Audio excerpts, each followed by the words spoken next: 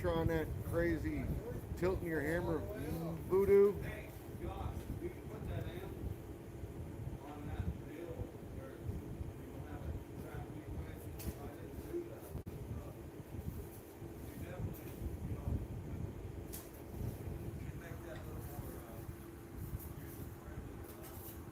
So, earlier I was talking about like I'd like to do a bed frame Yeah. or something. I keep going back and forth on whether or not I am personally okay with welding the leaves to a frame or forge welding because I'm kind of like you where I'd rather be able to say that's all forge, Yeah. but at the same time, the amount of time saving that would be probably be like insane.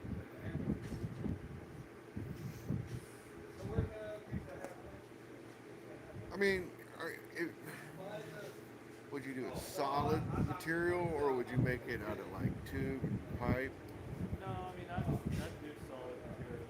It's just like forge a bunch of leaves and weld them onto the little branches. At that point, you might consider collaring them. Yeah, collaring them at forge welding. Yeah, I've thought about that. Or whether I could just blob weld them on. You can use, you can kind of cheese it too. You can tack them with a welder and then come back and set your welds and blend things in. Yeah, that's It's kind of what we did with my sign. yeah. We tacked welded to keep everything in place. Then we took this like 16th inch, I don't even think it was that big, some kind of gauge wire, and we wrapped it and hid the weld in the wrap. Which was really funny because some of the wire we had to forge weld together with a torch and touch them together to extend the length because we only had, you know, 24 inches of this welding wire, you know, TIG wire. Yeah. Huh. So, oh yeah, I forgot. Just switch the camera. There's 12 people watching this. That's a weird thing to see. Oh, I gotta stand up. Oh, we went to dinner and I'm hurting. Let's come over here. I'll flip this around. Got Ethan. Got Josh. This is his place. He's over here studying some ancient techniques. Brian's giving his beard a trim with the fire. There's Ed. Hey. I don't know what Ed's been up to. Come back with a smile. Must have been good.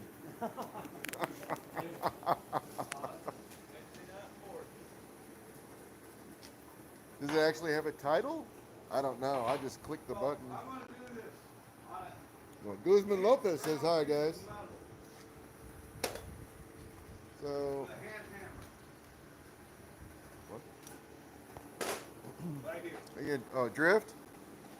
All right. No, I'm going to make the tape. Oh, okay, that we were talking about earlier? Yeah. With a hand hammer. Slowly. Well, And hold it at the inside. And I couldn't leave the nub in. Instead of- all right. Brian's going to show some cool stuff. And I would prefer to do heads. You know, it is not difficult. If you don't get in a hurry. Yeah, I don't want a long Kelsey? beat either, by the way. Damn. You're not gonna Right get a on. long beat. What's up? 2 inch square.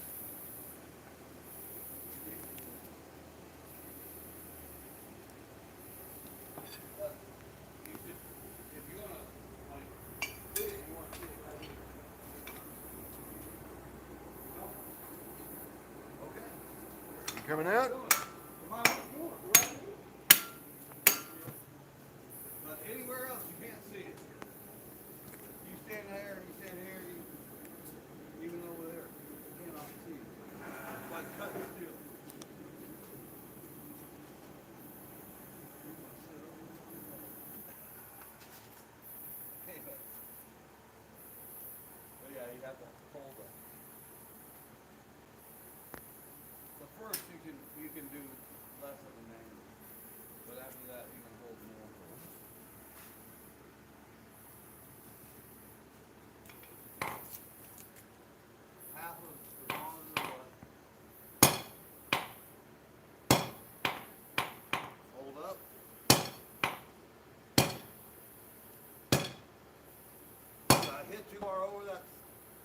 fit a little bit. That was a little too far over.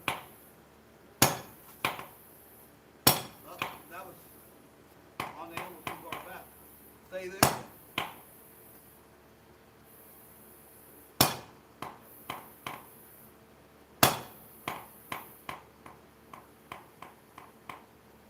Oh, I forgot to do the square. I'm gonna leave the nub in because I already have hollow. Hold on, slow. Over there.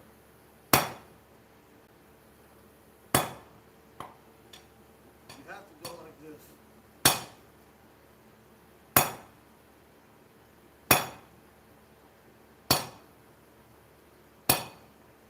I hit too far over then. And you know it's cold. But you're trying to hit that little shoulder you lift. You know. And that's it. Yeah, hit too far this way. You want to hit right there. There. And with your hand. But yeah, this 4140 is definitely tough. I mean, if you really got with it, you can probably know tape it on this side double. You gotta attack and try and hit. I mean, someone could continue that, but as long as you keep that little bit of stuff, I mean, and yeah, this is cut straight. You don't really want to start with that. Yeah. But that's how we started with a lot of those things because, you know,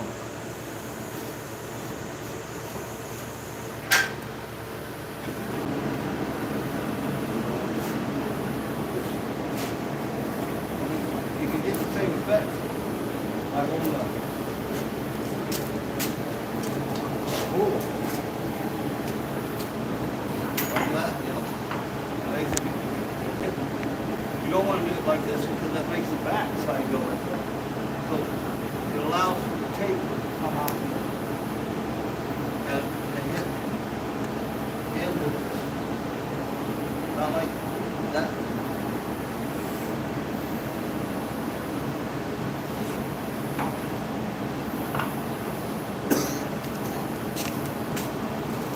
And yeah, along.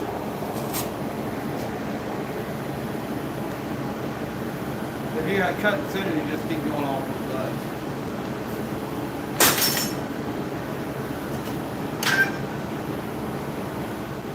Huh. I looked over here and thought that was the moon. It's a light. Oh. I was like, whoa.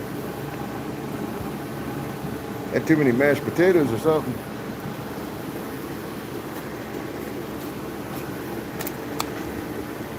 It's so funny going to square usually when I say I would prefer the other. That's the thing people want to use to. That's all I think about that too. No. So you take my food, like I said,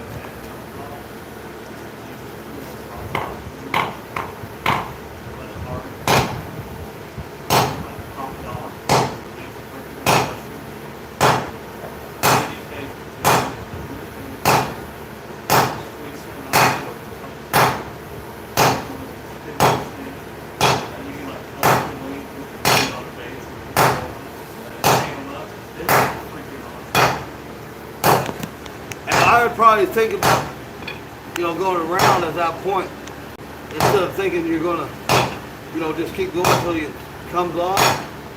So, you know, flat die on the diagonal. I would go here, here, and try to get the octagon right face, and then you get to that. And yeah, you got to go back with your round to get that. Once you get that, you're trying to get it round with your hitting the corners. And then we do the hex roll.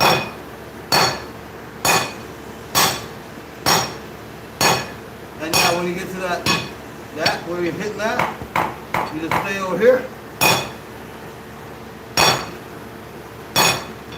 And go back, 3-sided. I just started doing that. Yeah, man. Now you got it really tapped. That's leaving the number. But yeah, it's going to be a longer tape too, by the way. But if you go low, we gouge in. Everything on the other side of that has to come with that line that you break. The more blunt stuff you leave, that's as big. The better you all hang out. Heard the guys. Hey, Ken. Thank you, Shaggy. What? Oh, he's grinding. I was like, what in the hell is that noise? I was like, what kind of critter is that? It's an Ed Brazeal, guys. That's what I'm hearing in the background.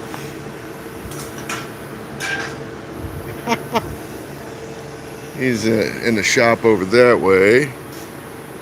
This is our recording setup. I can't stream from this setup, unfortunately. But we'll be filming some more professional shot type stuff, as professional as this dodo can be. But yeah.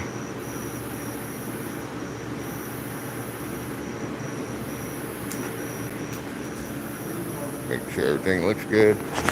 Yeah, I wish I could stream from this setup. Holding the camera kind of sucks. Probably the most interesting channel I've run across in a few weeks. I'm sorry, man. Oh, yeah. So what Brian is showing us is how to forge a controlled, very short taper. And the reason we're doing that is we'll be forging anvils later. So similar to that. And I'll come over and show you what Brian's looks like. I'm going to take some of these and Alright. Kind of just give them a taste of what we're up to. That's a forged horn on that anvil. And it's a very similar process that we're going through right here.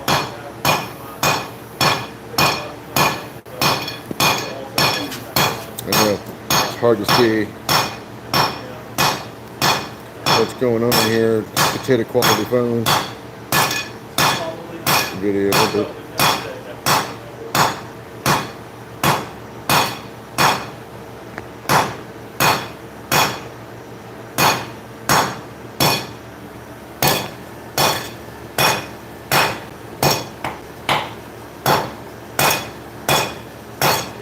I'm going to go over here to the sharper edge.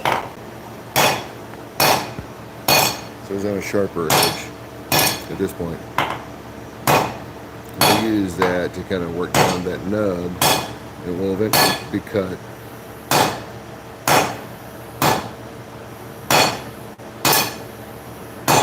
So yeah, you can see it's already really close to separating.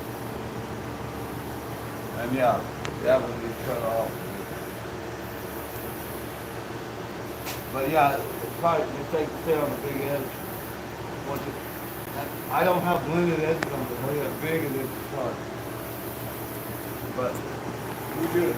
Start doing 3-sided. At that low cal here. When it's done, that will do it with, and who cares about that? Very good. I don't know what that is. Inch and a half? Inch and a half. Yeah. We got some 2-inch material as well.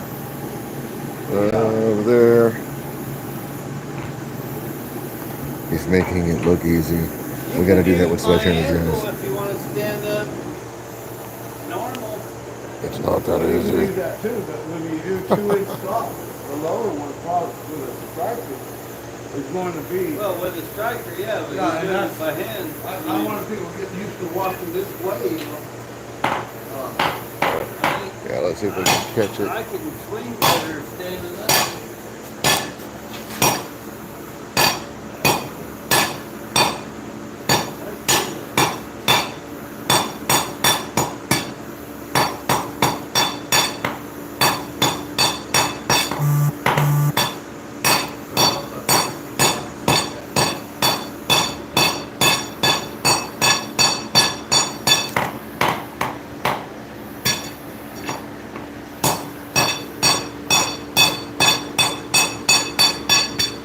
Yeah, that thing, maybe you can break it off, you know, a little bit.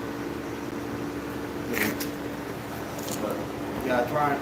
I mean, that, you don't have to make that short of a point. But Better if it that is a nice ample point. You have to offset it, you know, centerize on it.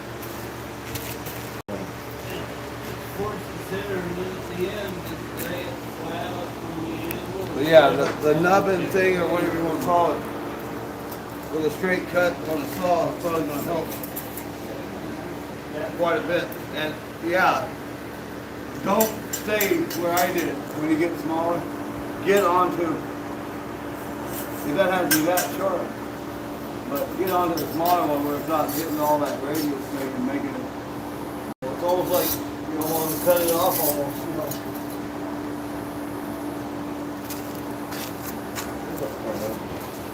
You can tell it in that lift can. Oh, you eat it.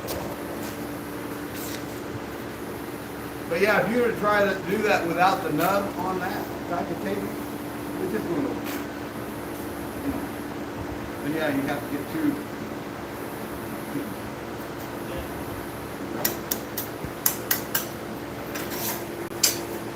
So you think that's beneficial to you? I would, you know, if it was me, I'd do that again without using that, like I did, say on the big radius, and go sooner to that. I guarantee you it'd be a lot quicker, Yeah. you know. And that was 3D, but. You do the same thing with this stuff. And the more accurate hits you make, the more everything else is this hit and this opportunity makes the total and it's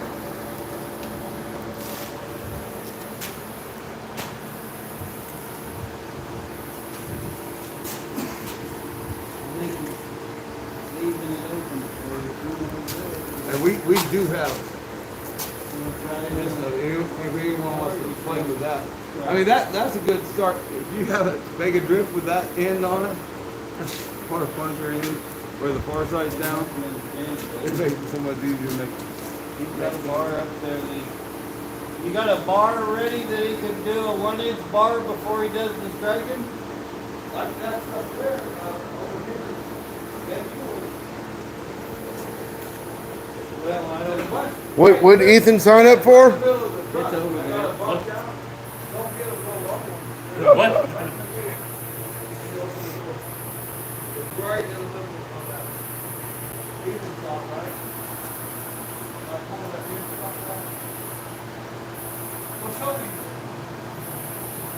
All right, so I think they're getting some 1-inch. Is that what you said? Some 1-inch? He's gonna do a 1-inch bar before he does the striking on the big bar. Okay.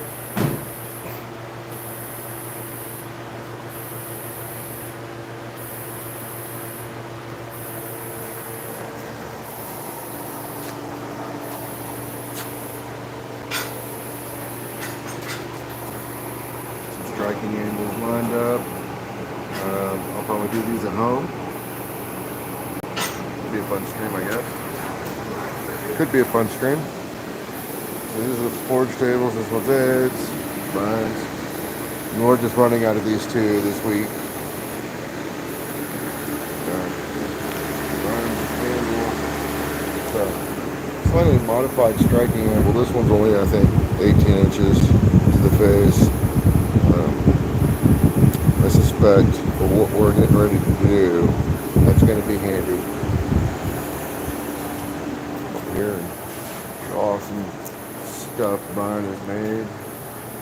I didn't do that, by the way. That's not me. Safety gear. You need it. Start getting after some of this stuff.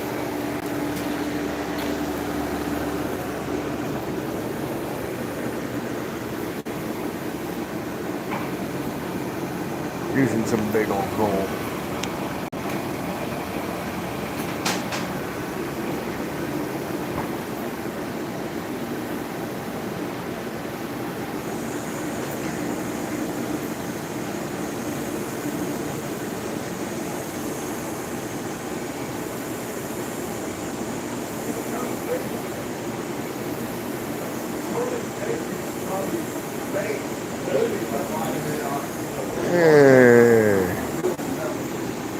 We are working on forging exceptionally short tapers on large stock. I know that sounds simple, but it's a little more difficult, and it's easy when you know what to do.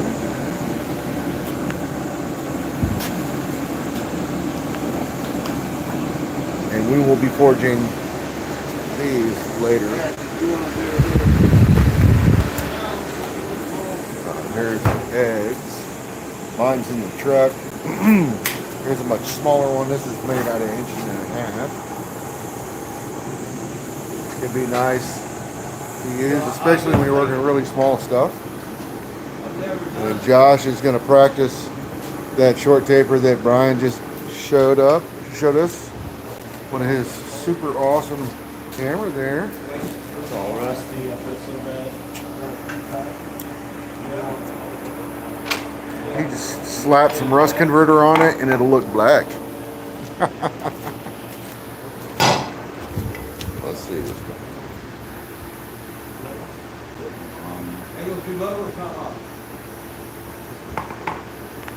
So I don't know if you guys could hear what Brian said, but he said his angle was too low and it's not hot.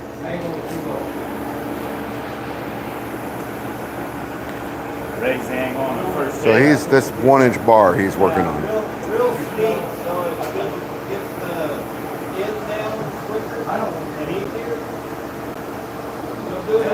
Stock angle, not my hammer angle. This is not Brian. This is Josh Perkins. This is his place. We'll have news to share about that later, but that's It's a good high yellow when you coming bring later. it out. Ed Brazeal. You want a high yellow. Whatever. Hey, So what are you gonna do with that drill in your I'm legs gonna there, put holes man? in your blower. Oh, sweet. They're the best way. This is Brian. Say hi to the crowd, Brian. Hey, crowd. And this is Ethan. Say hi to the crowd, Brian. I quit phone. Disapprove? It actually is. If we ask Rob. Ready, slay. Yeah. This is I'm gonna about to screw this stream up because I'm gonna say this is actually doing really well so far. I'm surprised. Like I expected it to like cut out but doing all right for now. I can't. My camera work is pretty damn terrible. Tried zooming in earlier and then I looked back down and I was like, "Rrr."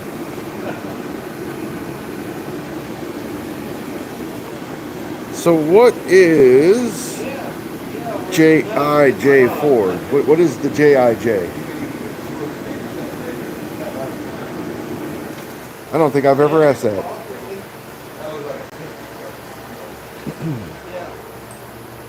There you go.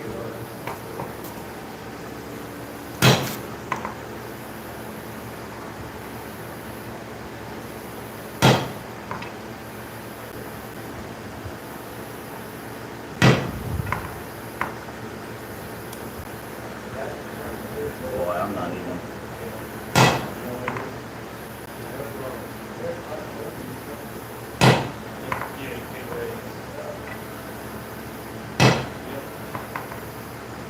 Okay, well, sorry, there we go with the camera work.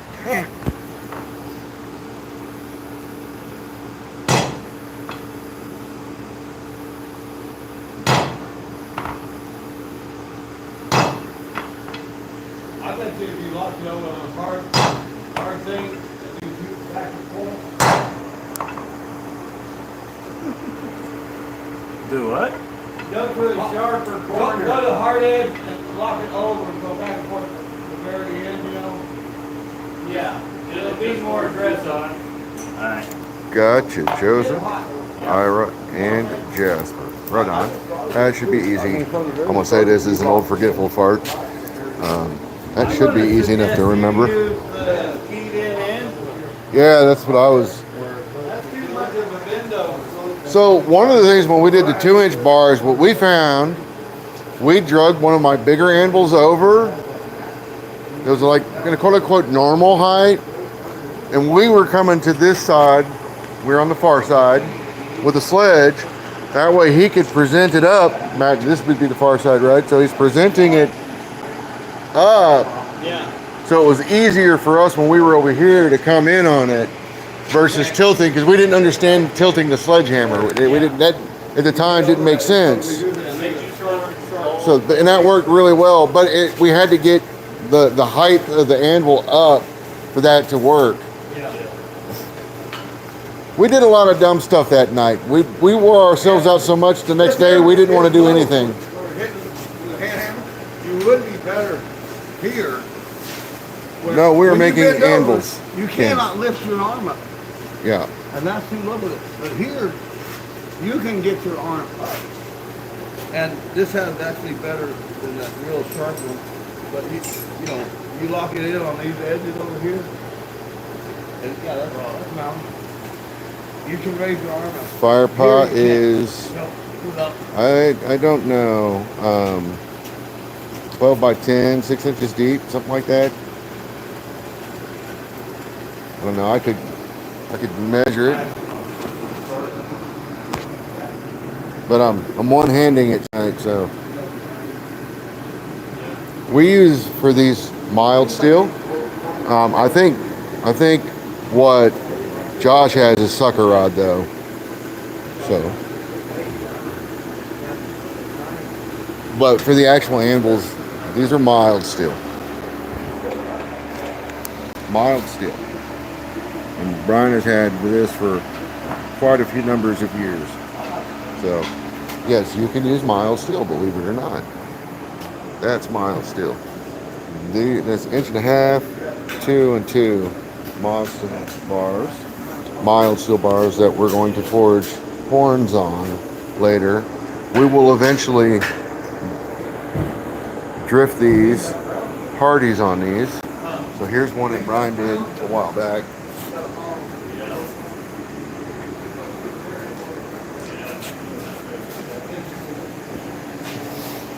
And I've done, to date, 3 of these by hand, and then we got smart and used my power hammer from then on out.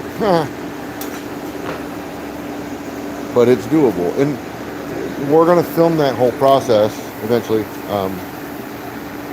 Not a stream, but an actual edited video showing that, to kind of show folks that it is doable. Now, on a 2-inch, it's going to be a little bit of a trick, but if you got a buddy that can swing a sledgehammer, it's doable. The Centaur Forge Vulcan fire pot and making a forge around it. Yeah, you could definitely do that. I hear that they're decent fire pots. I don't know from experience though. If it's anything like the Blacksmith's Depot one, then it's a good fire pot. These come from the Rutherford County Blacksmiths Association.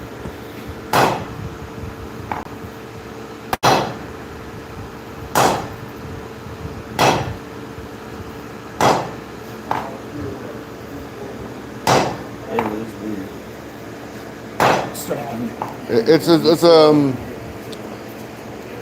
I would say it's a little weirder on a striking anvil because Where goes so low? well, there's that, right? The way I tilt my hammer, whoops, sorry guys. The way I tilt my hammer, I would end up hitting that because I'm coming down like this, right? Like so, what we're talking about is tilting the hammer extreme angle. So when I'm on a regular anvil, my hand will fall off of it, away from it, So it's a little more intimidating there. I don't know if you have to get that extreme with it, but especially with this stuff in the way, you know, you're kind of. Yes, it takes a while to get used to swinging like that.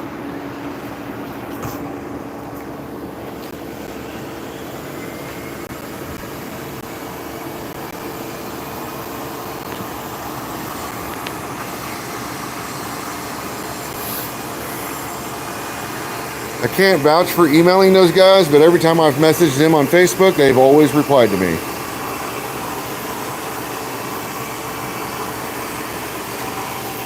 Ed's modifying a blower over here, mine. And we're drilling it so we can attach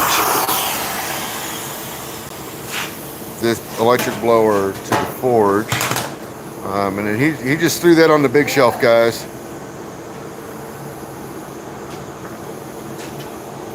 Yeah, you got to remember the blacksmith associations are typically run by volunteers. Never quite know who it is you're talking to or who's checking the emails.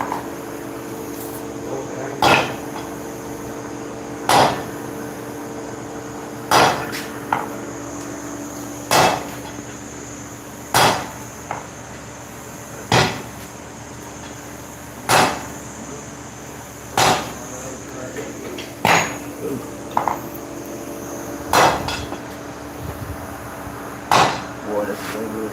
Up your angle, your whole angle, up your hand. It'll Okay. drop. I'm gonna go grab a stand. That angle changes every time you hit it. So we gotta get him.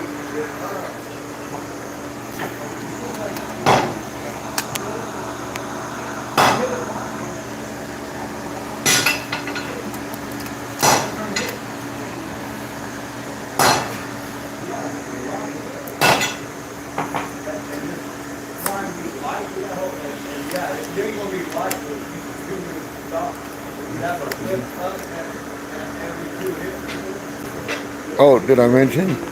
Most of these blacksmith associations is run by a bunch of old farts. So, gotta keep that in mind too. Alright, I'm gonna put the phone in the stand.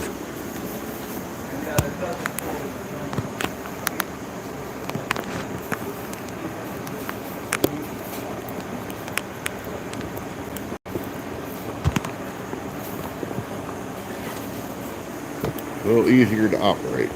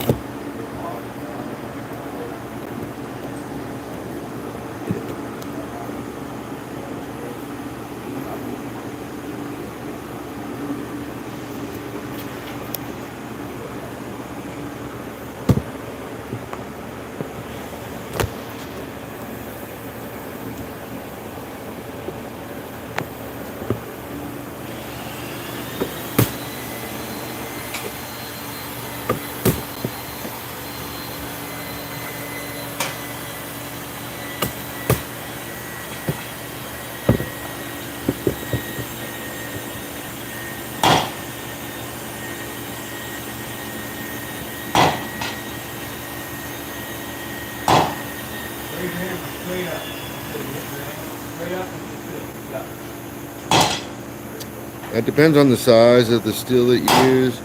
I think when they're done, mine weighs around, I don't know, 65 pounds. You're using a smaller bar, obviously it's going to weigh less. 35, somewhere in there maybe. I've never actually weighed it.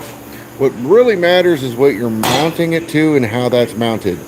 These are mounted to concrete. In my shop, they're bolted to the concrete with anchors. And these stands weigh about 150 pounds. Now, when they're properly anchored to the ground, well, I don't know what you would consider the mass at that point. But it's a lot, right?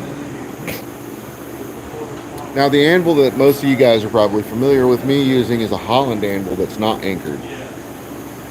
But when you're doing any kind of this kind of work, especially with a striker, with a sledgehammer, yeah, you want them mounted. These are actually, I'll let you in a little secret. Currently, they're only mounted with silicone. This is a temporary setup, but as things progress, these will eventually, they should be mounted with anchors to the concrete. In my shop, mine is anchored to a separate pad that's about 18 inches thick. I think it's about 18. Might be 2 feet, but for sure it's 18.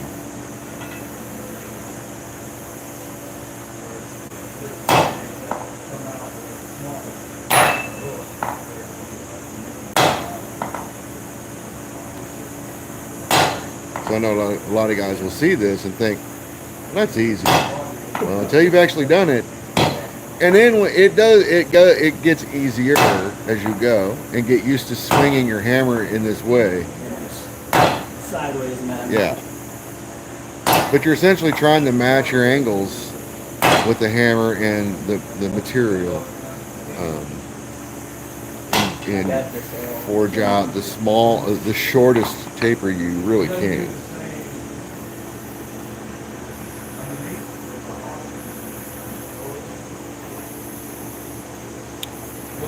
If it looks too involved, then I want to experience right now. I don't know what that is, but yeah, I mean, what we're doing when we do these, we're going to actually video that and edit and publish that as an actual uploaded video versus a stream.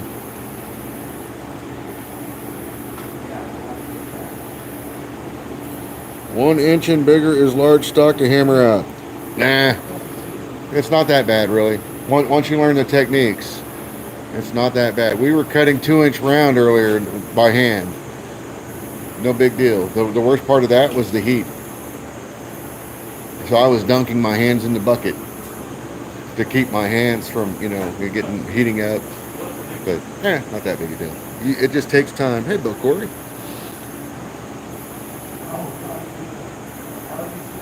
The wind goes rushing down the plane. I don't know, Bill. I feel like the wind is rushing down my pant leg every couple of minutes at this point. Had beans for lunch. So, Bill, we got Josh here. He's working on a short taper on a 1-inch bar. And we got Ed and Brian and Ethan Rose back here.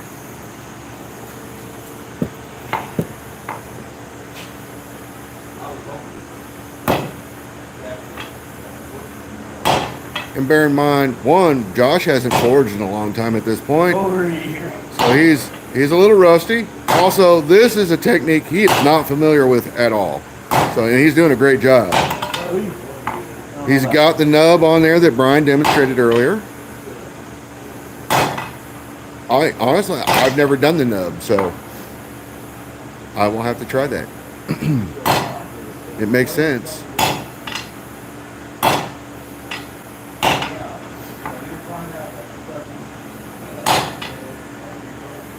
Most days I have a 2-hour limit to forge, so I have to go at it fast. Well, hey Ken, yeah, I get that. When you're forging 1-inch with a big hammer, it goes pretty fast. I can typically smoke guys using 3/4 inch up to 1 inch that are forging out 1/2 inch. That's because it's heat and technique. Heat and technique will win the day every time.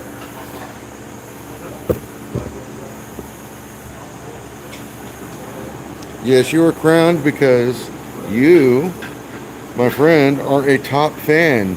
And if I knew how to turn that shit off, I would. But unfortunately, here we are.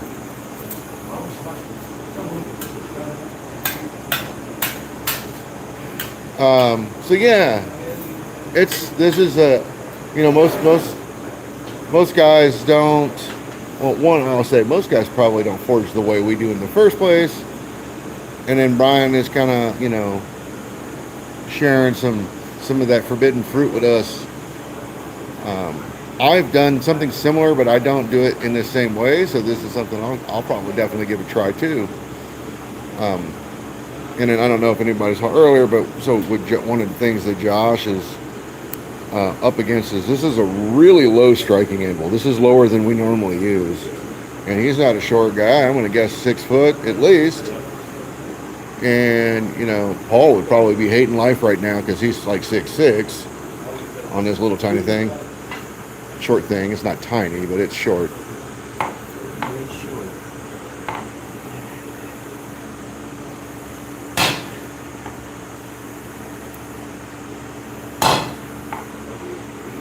Yeah, Ken, you know what you can do with your neighbors, right?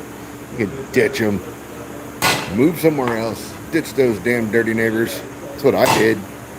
Now I don't have to put up with the wife. She won't let me ditch her. I don't know if I would survive without her anyways. I'm too dumb for years of captivity. I wouldn't know how to survive in the wild anymore.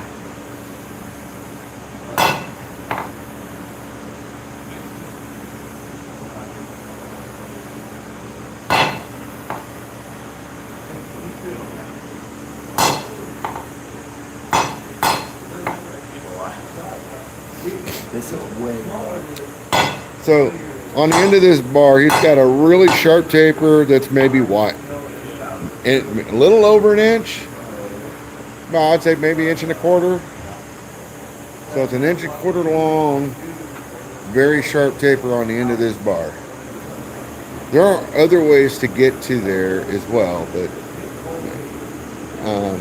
it's a deceivingly difficult taper to do until you understand what to do, and then it becomes pretty simple. Like, I'm pretty sure Josh has never done that before, and he's done it. I'm sure he wished he had picked the anvil instead of the striking anvil. 100%. You gotta walk around with it. Yeah, Bill, I should be there. I'm coming home probably, I don't know yet, but probably before Wednesday. So I think I'll be there Saturday. I should be. At least to get my credentials from the Pioneer Village thing, get my badge and all that.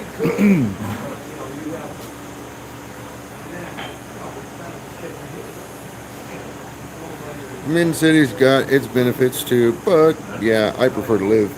We're actually on the outskirts of a small city, I don't know, 15-minute drive or so, but it's pretty rural area where we are. Where we came from was a much more metro area. So even when you weren't technically in the city anymore, the suburbs, basically where everybody lived that worked in the city.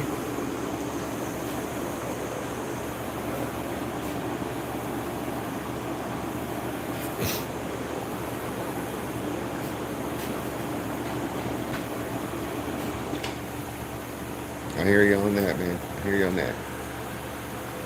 So Josh has moved over to an anvil.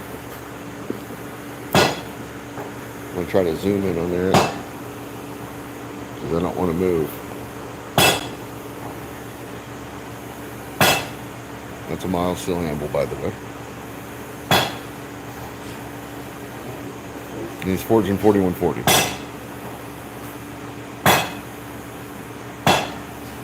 1 inch, 4140.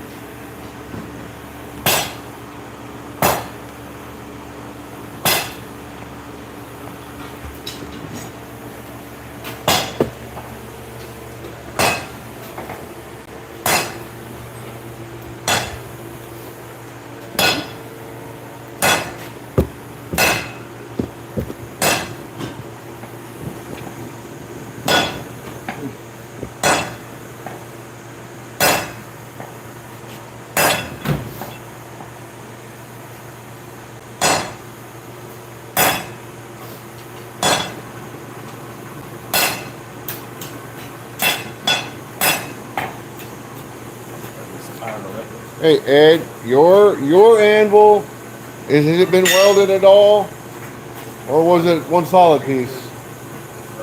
Yours was solid, wasn't it? Yeah, that's what I thought. Oh, Body and top is okay, all so yeah, I so yeah. welded the hardy stem in place and then bend it. In case I weld it. But the main, all of this is one piece, right? Yeah. What I thought. Yeah, now mine is 2-inch and it sits on a 5-inch riser, aka the body. And I think Brian's is like that too. Brian's is overall nicer looking, but mine's better because I don't have a weld seam. Overall, nice look. This is like the first one. But yeah, you see, like he's got what I call it a riser, or you can call it the body. I rather had 2-inch though, or You can see down here. So kind of a wide anvil, 2.5. Yeah, and his is 2.5 inch. Mine's 2. I'd like to have a 2.5 inch too, and a 2, and a 1.5. But yeah, put this hole in though. Yep.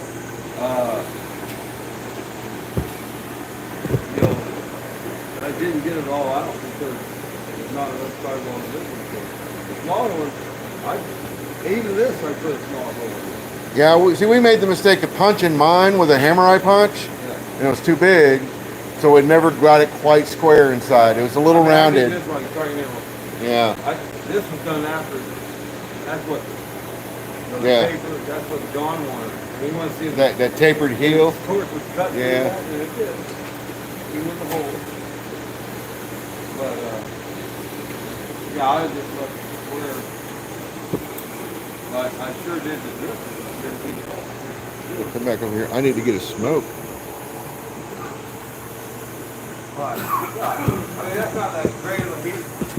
But I want to just lock it in on a smaller type of dam.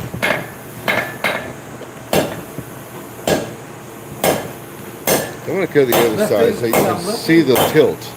I'm raising it up. Good. Every hit, kinda.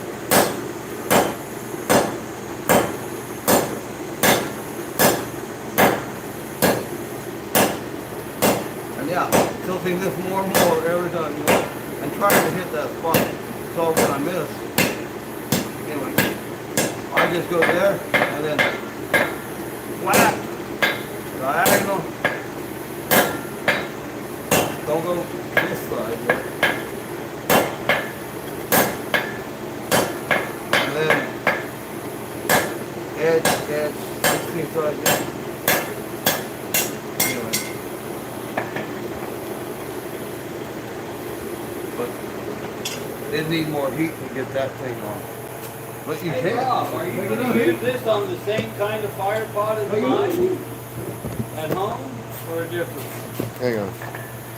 What? Are you going to use this on the same kind of fire pot? I have an RCBA pod, It's probably got the same hole. 3-inch. But that nothing helps that kickback. I drilled this to bolt it.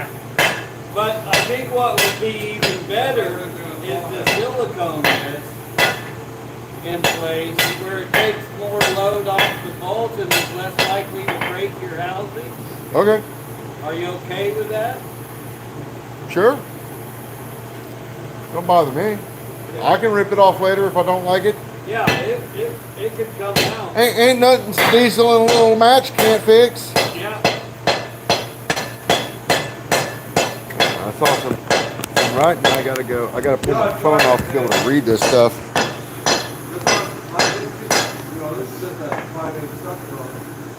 1050 is water quench. Actually, technically it's a brine quench, but 1050 water is fine. You do it with that big old tree, you'll be better off. I don't know in terms of the faster you quench, the better, the higher hardness you're going to get, typically. Which is why some of those tool steels, if you try to quench them in water, why they will break. Here's my thing.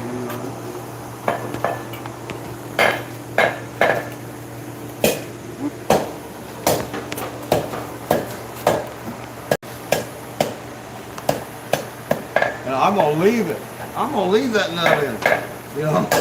Looks like a little Tootsie Roll. And yeah, you have to go down straight on this side, those three sides, and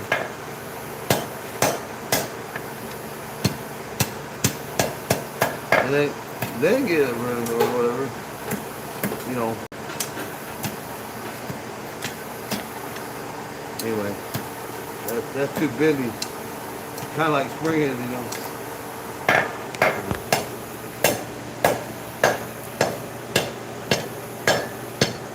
Now I got that little bit of hollow there, but be a Jim Lindsay and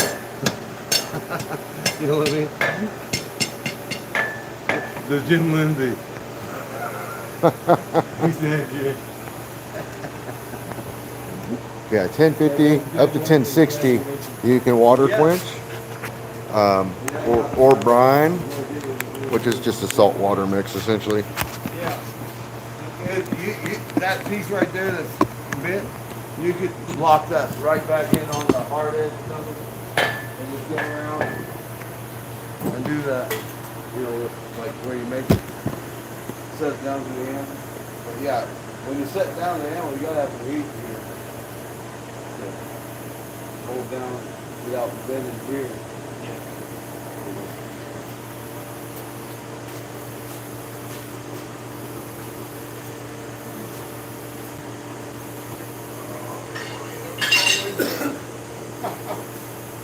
Longer every day.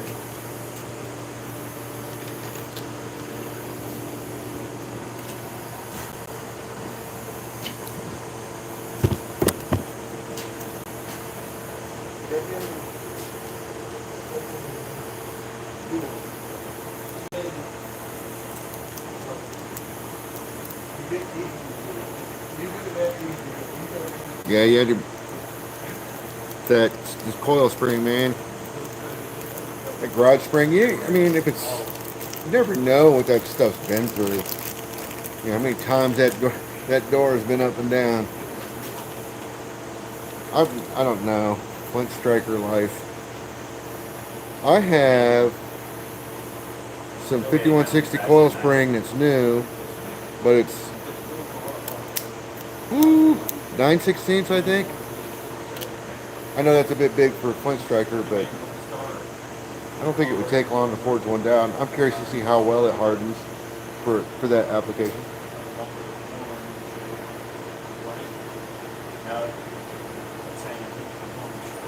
Oh, well, huh. Isn't that how Paul and I were quenching those strikers last year, just in the water? Just the edge?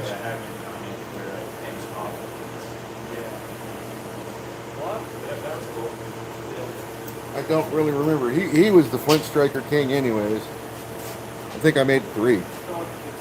I made 3 and Rob got bored with that.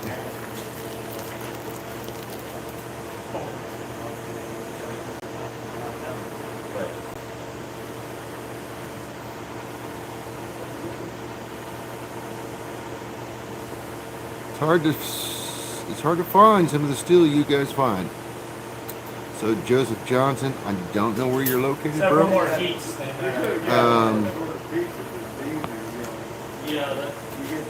But in a lot of countries, and it also depends, you know, how, I don't know, culturally also how things work in other places. But in this country, steel scrap yards typically are good places to find stuff. Hydraulic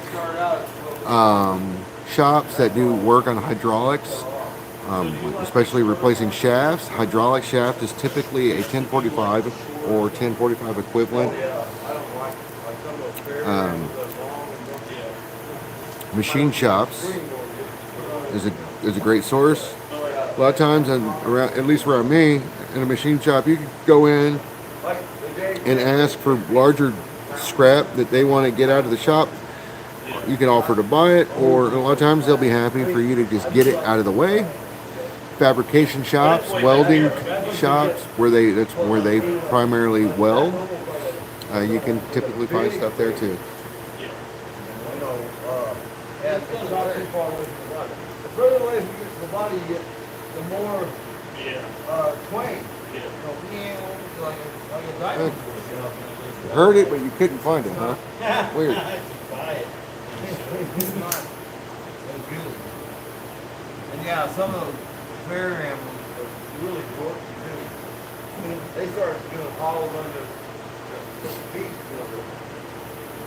thinking it looks cool, almost like the pig with like cramps or something. Yeah. It ain't cool at all. Right. And yeah, the structure, Yeah, I'm not a fan of that. those either. never really lasted, especially when they're not there.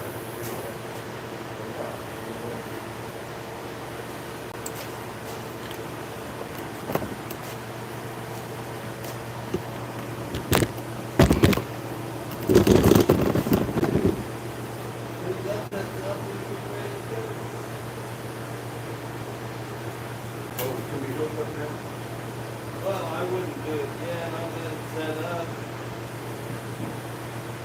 Be less likely to break the housing if you don't set up. But instead of just bolting it, I have to replace the silicone. I mean, look, this, I think that's what we ticket. Thinking about what I was talking about earlier and compared to what I did, showing on the round eye, and then what you could do. Let me do this in play, and he doesn't have the sharp edge of that other one. This is going to be a better spot. You can start on the big radius and go,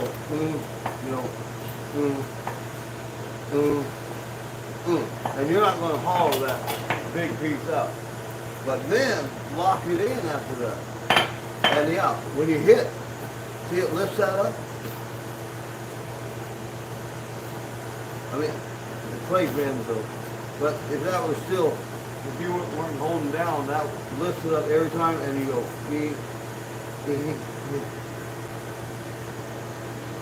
that's hitting too much.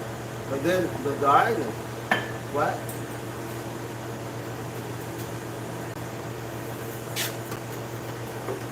And then you go back to the foreside more where that's over the anvil, and or this where almost heads close to. Once you get close to it, or a circle, like an octagon, or close to it, you can do the three sides. And yeah, that would have stayed on it, or whatever. And then you basically, and if you were being really quick, you could probably go across here and set your damn thing down.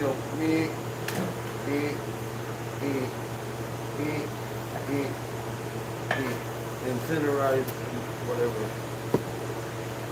I mean, whatever. And yeah, you have to use splatter or set whatever covers that area, and just basically.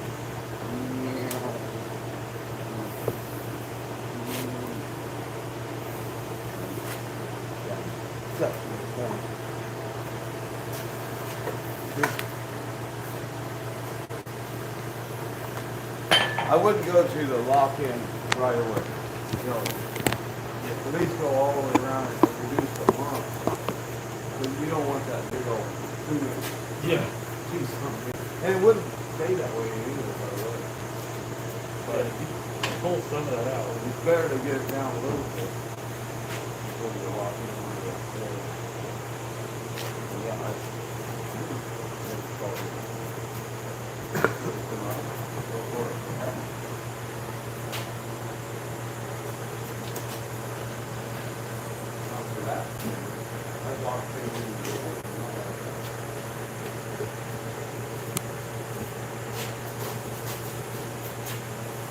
Yes. Hey, where's the rest of that plate? That's not all of it. It's in the ice chest. Oh, okay. Okay. Clay can get clogged and burn it. And that clay is actually, I think it's about $25 a person. Well, they can go. I mean, it's shipping. But it's worth it.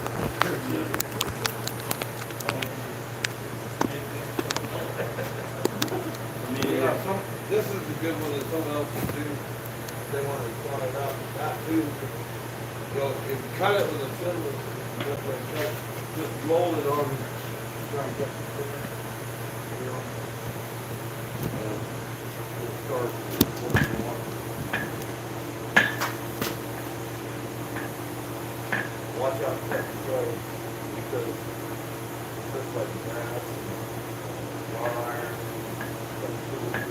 Once you get to a certain level, the whole thing on like steel, the other, I'm welding now. Oh yeah.